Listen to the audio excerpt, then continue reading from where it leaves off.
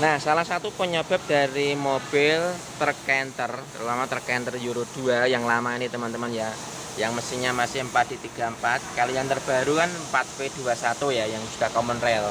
Nah, itu salah satu penyebab transmisi tidak masuk itu bisa dari selain power clutch, master clutch, kemudian kopling ya, kemudian drag lacquer rusak.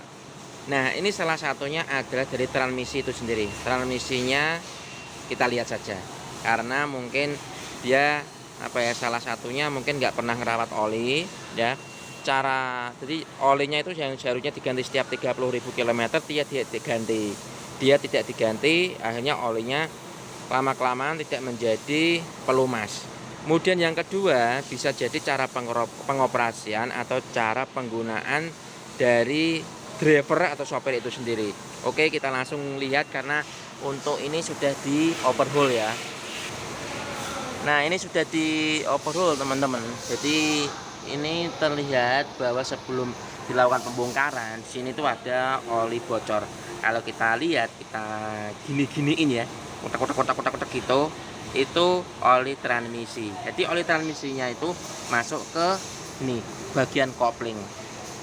Terlihat ya, olinya ke kopling dan membuat mataharinya menjadi basah. Kemudian kita lakukan pembongkaran teman-teman ini ya. Nah, ternyata sebelum kita lakukan pembongkaran ini, itu kita juga lakukan tap oli mesin, tap oli transmisi ya. Ini ternyata kita dari sini kita tap dulu ya. Olinya kita tap, dan ternyata di tap-tapan oli tersebut itu ada sebuah benda aneh ya, kayak besi-besi gitu. Dan kemungkinan itu adalah laker yang ada di sini ambrol. Itu awal estimasi atau awal analisanya. Kemudian lakukan pembongkaran ini ya, dan ternyata tadi yang ada olinya bocor, terlihat sini teman-teman. Ini ada bekas apa ini ya, besi.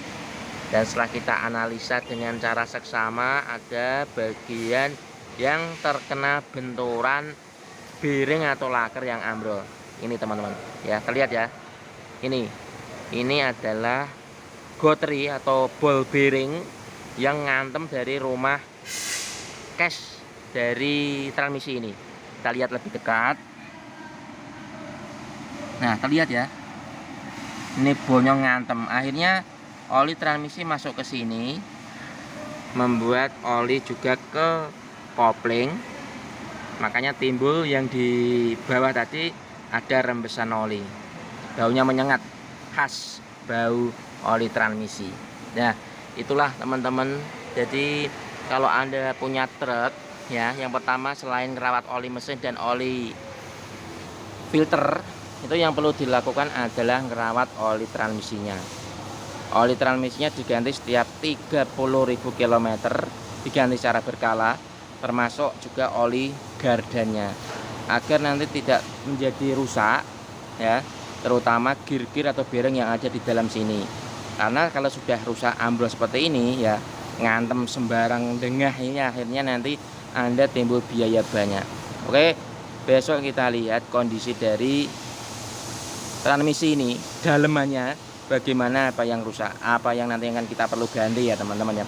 Biasanya pasti ini bearing belakang ini yang perlu diganti, yang bagian sini teman-teman. Semoga saja untuk gigi-gigi transmisi dan juga gigi konternya tidak masalah, sehingga nantinya tidak timbul biaya yang begitu banyak. Oke, itu informasinya untuk para pengguna canter ya.